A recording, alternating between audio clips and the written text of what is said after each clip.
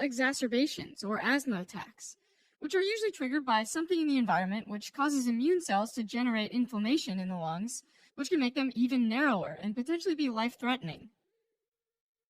So if we take a look at the lungs, you've got the trachea, which branches off into the right and left bronchi, and then continues to branch into thousands of bronchioles. In the bronchioles, you've got the lumen, the mucosa, which includes the inner lining of epithelial cells, as well as the lamina propria, and the submucosa, which is where the smooth muscle lives. In asthma, there are typically lots of eosinophils just below the epithelium in the lamina propria.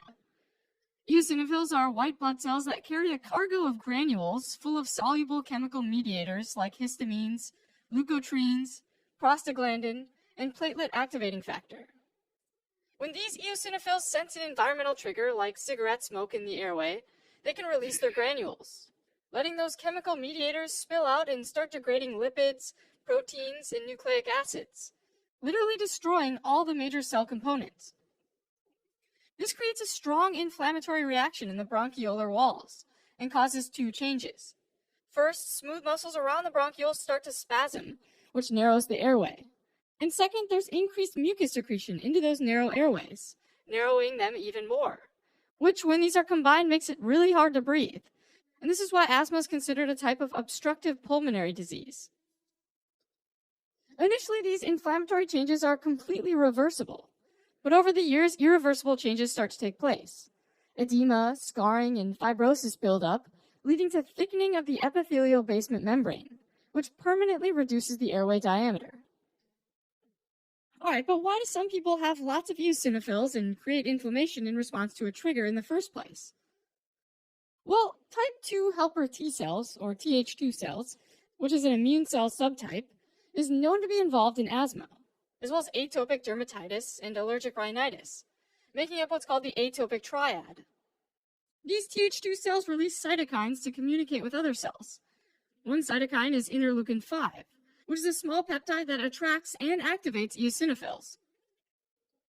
It turns out that blocking interleukin-5 has been shown to help some patients with asthma. On the other hand, there are patients with asthma that have low levels of Th2 cells, but high levels of another class of immune cells, neutrophils. Neutrophils are highly inflammatory phagocytic cells that gobble up infected or dead cells. How neutrophils promote asthma, though, isn't known. But another interleukin 8, which is released by neutrophils, seems to play a key role in the disease. Patients with a neutrophilic disease tend to have a more severe form of asthma than patients with Th2 eosinophilic asthma. Although the specific causes of asthma are ultimately unknown, it's thought to be caused by a combination of genetic and environmental factors, since certain genes have been identified that increase the risk of developing asthma, and having a family history of asthma seems to increase the risk as well. For environmental factors, there's the hygiene hypothesis, which suggests that reduced early immune system exposure to bacteria and viruses might actually increase the risk of later developing asthma, possibly by altering the overall proportion of immune cell subtypes. In general, causes of childhood asthma, diagnosed before age 12, are thought to be due to a stronger genetic influence, whereas later onset asthma is more likely to be due to environmental factors. Now, the triggering substance that leads to an asthma attack can differ from person to person, but some common ones include air pollution, like cigarette smoke and car exhaust, as well as allergens like dust, pet dander, cockroaches, and mold. Medications like aspirin and beta blockers have also been known to trigger symptoms in some individuals with asthma. That said, symptoms of asthma include coughing, a feeling of chest tightness, dyspnea or difficulty breathing, and wheezing, or a high-pitched whistling sound that usually happens during exhalation. Occasionally in the sputum, there might be Kirschmann spirals, which are spiral-shaped mucus plugs, or basically elongated mucus casts, from the small bronchi of people with bronchial asthma. Mucus plugs can be particularly dangerous because they not only block exchange of air, but they also block inhaled medications from getting to the site of inflammation. The mucus might also have Charcot-Leyden crystals, which are shaped like needles and are formed by the breakdown of eosinophils. Now, asthma can be classified according to the frequency of symptoms, in particular nighttime and early morning symptoms, the FEV1, or forced expiratory volume in 1 second, the PEFR, or peak expiratory flow rates, both of which measure the amount of obstruction in the airways, and finally, how often a person is using asthma medication to help with the symptoms. From least to most severe, the types of asthma are intermittent asthma, mild persistent asthma, moderate persistent asthma, and finally, severe persistent asthma.